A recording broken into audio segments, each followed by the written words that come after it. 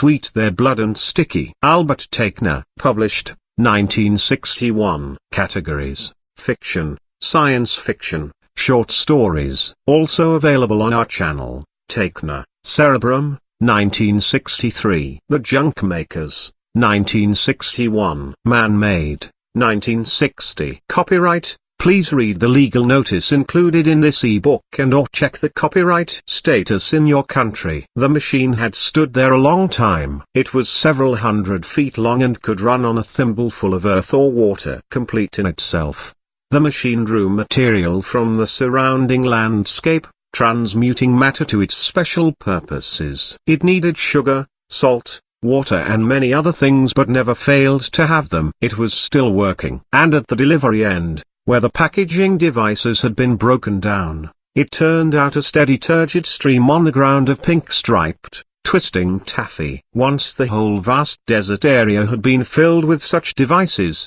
producing all the varied needs of a very needful human race. But there had been no machine to produce peace. The crossing shock waves of fused hydrogen had destroyed the machines by the tens of thousands, along with all the automatic shipping lines, leaving only, in the quirk of a pressure cross pattern, an undisturbed taffy-making machine, oozing its special lava on the plateau floor. It had been working 7.5 million years. It continued to repair itself, as if a child of the race that had started all this would come by at any moment to tip an eager pinky in the still warm taffy to taste its tangy sweetness. But there were no human beings. There had been none since the day when the packager collapsed, at the edge of the total evaporation zone. Creno set a few of his legs on the edge of the glassy, weathered ridge and gazed over the plateau. Harta, next to him, trembled as she adjusted to the strange hardness of these 4 dimensions.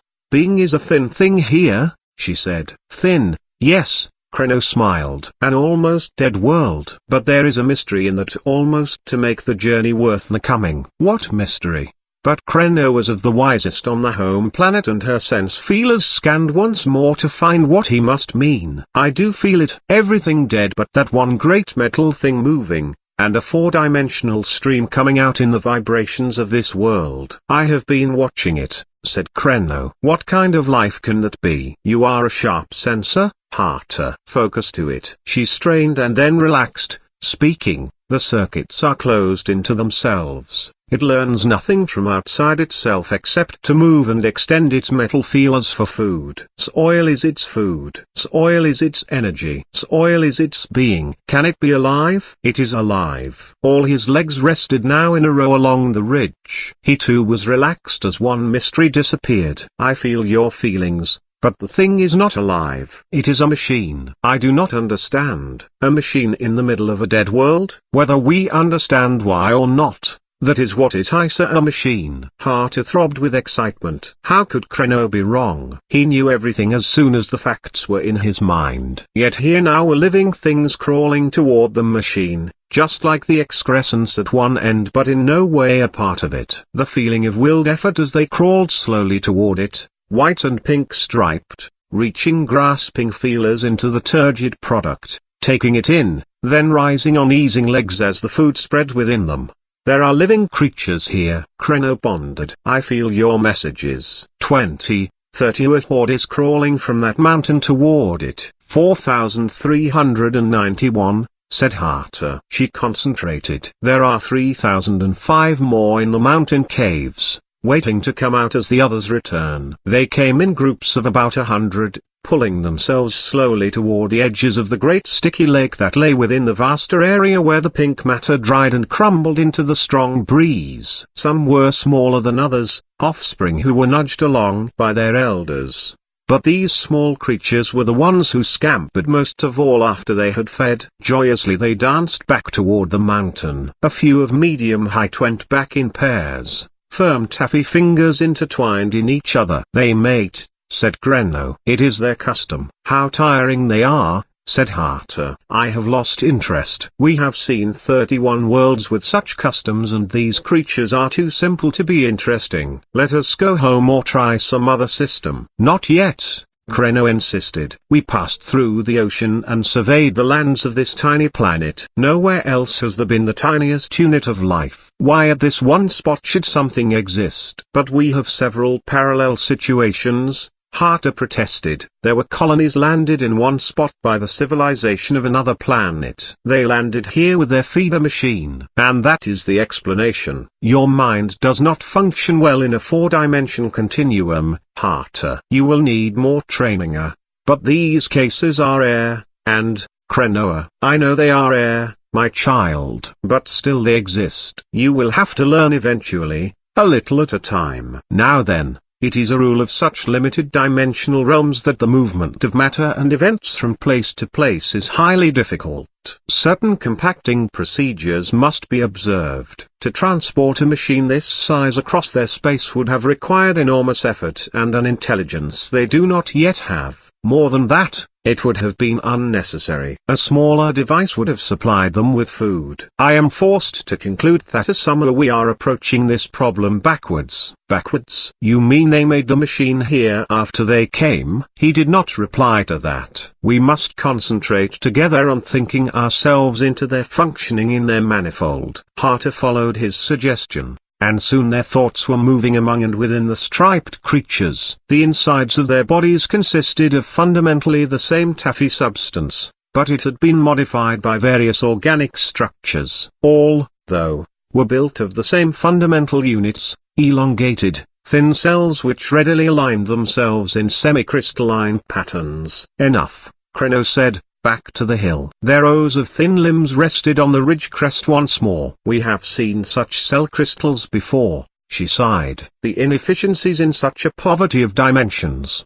Do you still think we have looked at it backwards? Of course we have. They did not bring the machine or make it. The machine made them. That is not possible, Creno. Great as you are in these matters. We have never seen life created by a machine before. No one ever has. From the millions of reports I have seen at home. Maybe we haven't not known it. The life we have seen always evolved through enormous eons and we could not see its origins clearly in most cases. Here we are dealing with something that has taken comparatively little time. He stopped, shocked that he, an elder, had said so much. No. Disregard such theories. You are still too young to bother with them. Here is the important thing. This machine was left by an earlier race that disappeared. Everything else was destroyed but it went right on producing its substance. The substance is not life. It is only four-dimensional matter. Right. But over a long enough time you know this as well as I do, random factors will eventually produce a life form. By some trick of radiation this process has been speeded up here. The substance the machine produces has in turn produced life. Creno sensed with a tremor some dangerous shifting in Harter's consciousness. As an elder it was his duty to prevent a premature insight in the young. It had been a mistake to bring this up. He must go no further. It was not necessary. Harter took it up for him. Then any substance producing life and modified by it could too if you go far enough back be the product of a machine.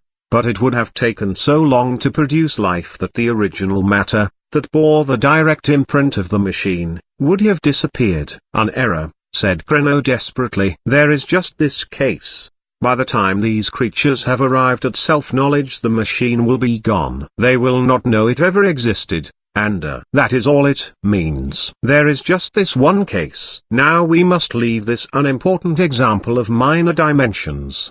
He strained consciousness to a forward movement but Harter remained behind. He had to pull back. Start, he ordered. Her mind's obstinately frozen stance made him freeze too. He applied all his force to bring her back into control, but she still held fast. Something more is hidden from me. I will be back, she said. And she disappeared from the ridge. He had never faced such a quandary before on a training trip with a younger one. If he went in pursuit he would find her ultimately. That was in the nature of being older and wiser. But, if she revolted against his pursuit, she could extend the time considerably on this forsaken planet. And he wanted to get her away as soon as possible. The more time here the more chance that the awful truth would come to her before her time. He watched the growing waves of creatures floundering toward the vast oozing puddle, which refilled itself as quickly as it was diminished by them, and the receding waves of those that had already fed. This,